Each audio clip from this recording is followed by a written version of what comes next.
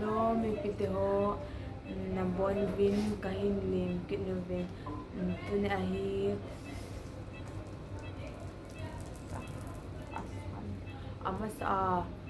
amasa hapto aaj video ipiding nga kahin sim theilou ham tho chu kahin se din na abula pana aje jangge nei na ve pikit ding vin kahin ti no vin that one ni apana chu kahung lal ha kit phana chu that one ni ahi emergency a kolar cha to kung to kanau pa to stele ubaba to layan na tong mo khana ama chun able to by emergency a ka chiu a in cha chu cha pana chu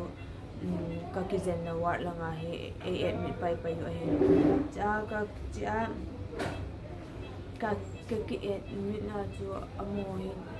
EP virus ras he ti hom kha chang ka he ta in virus chi hi a umme ati uven ken wa chu amin ho chu kha cha ka he ta pu in aje chu transplant ka ki bon ho zo hi kum kha yong hu thung lo lai a in tingle na immune system yong hi ani manim na lai hi cha chu na te ho hi adam mo kha to lam pi ai ga ki pe la yong le ki kila pai jing ti din mun so hi na lai ja jo kyong hoila pana khain kila ki kha ki ni dam ka ya in chu de wan ni apana chu em khong ki bo hin kyong kalal ja chu in ma cha ho chu ka hin sim thei po ina aban video zong hi iti la kahin sim ki dam yong chu ka he po in hingong la kahin sim thei pha le comment a request na hin bon ho hi cho zong chu kahin sim de hi na tu ta ti a nga hi hospital a kahi in ma cha yong ka bol thei po in la ya yong hi bone marrow transplant ka ki bon na room cha hi le single room a ina mi yong thip che jing a in lai hi mi ta sharing a hi je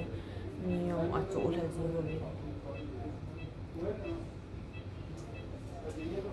ai bangila pathin long si nin tu a hin ke yong kong or don ta in video to yong kahin sim te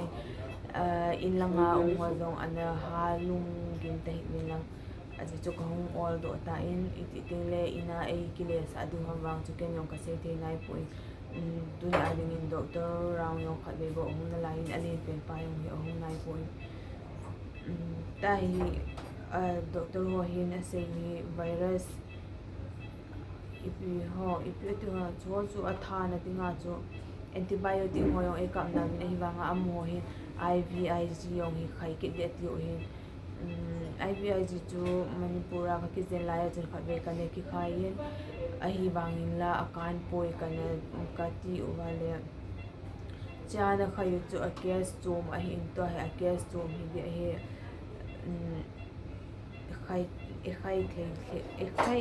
khai thei dimule phathe adi ati bin hi wangin la khai dinga hi la chu la khat ba la hu lu dinga hi phana chu ki hong chen a thinga chu ka zo long dio he chu kana ka ti u ba hele amo hi nge kyo hong kyo ki nu bi nge ati u amho ba se khai ding a dei sa ma ma ni ngo in hi wangin la tu din muna to hele tu chan i hong ki jena hong su jan ham ho ki chai da to a pe na la khat ho ga la ding chu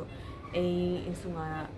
sumuna government service one lo te ding ma chu ha sa la hi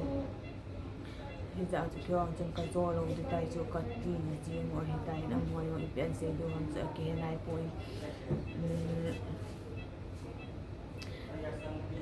pingle khat ka sei nom chele tu a video kahin sim mo hena donation nei bol pin a hilo wale sum hi za ni nei ki thopin tia kahin bol a hi poi mo ken jong channel ka ki hon ja chu ka channel hi subscriber akhan din ka dein like share ho ong tam di chu ka dei za chu ki de wa hi kahin ki sim ji a nei nei ge ge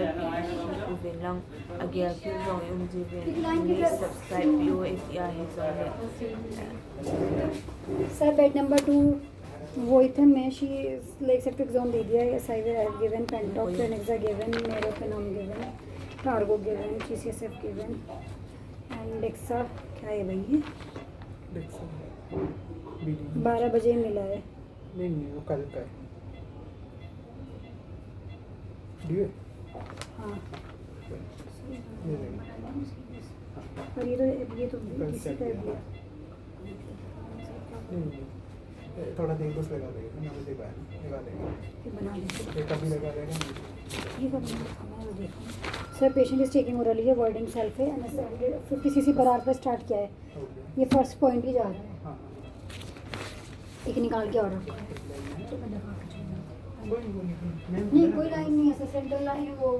peripheral line है बस। Doktor ho ngale kata akin anyo ho mi any ga ke pi mi lang na video kahin kisim ji ho kha koma ho subscribe nei bol pi o hi lo wala thi ho ga se ai le mi donation bol din dane donation hin bol in su min se hin ti ho ya on ji ke hi zo chu ka de hi po ye hi chi video kahin kisim na ko nai khat le ni be in ataw nai in gel to jong le ti a kahin kisim ji in ni ju na ho jong ni khat in su mai jam le sim na wa kamin na ga azak so wa taw ne nei man pi on chu ke dinga ka phat chom pi ka phat chom pi dinga in hi chi ka ngai cha ja chu video ti ho jong ka kin kisim ti ka hin kisim ji hin na ho taw ne ho nei man pi wa ko na chu ke ong dam do ding ka hi cha chu na taw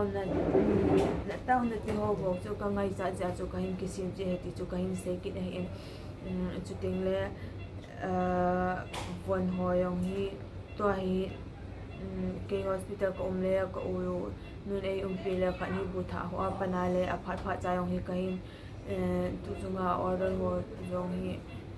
atam lo wanga chu a phat cha hi kahin tha zo han lo ding ai tai chong he thi bo min la ka hung ol do ma na kahin to the ki lang ting le a phat che na chu kahin bol gut han de ti yong chu kahin se ki le in tu ni adinga video kahin sim na hi chan cho hi ta in chuting le subscribe bol nai lo na hi ale lo si te subscribe share like na hin bol pi ki din ko hung ta bin na aban video ting le ki mu to ki ta te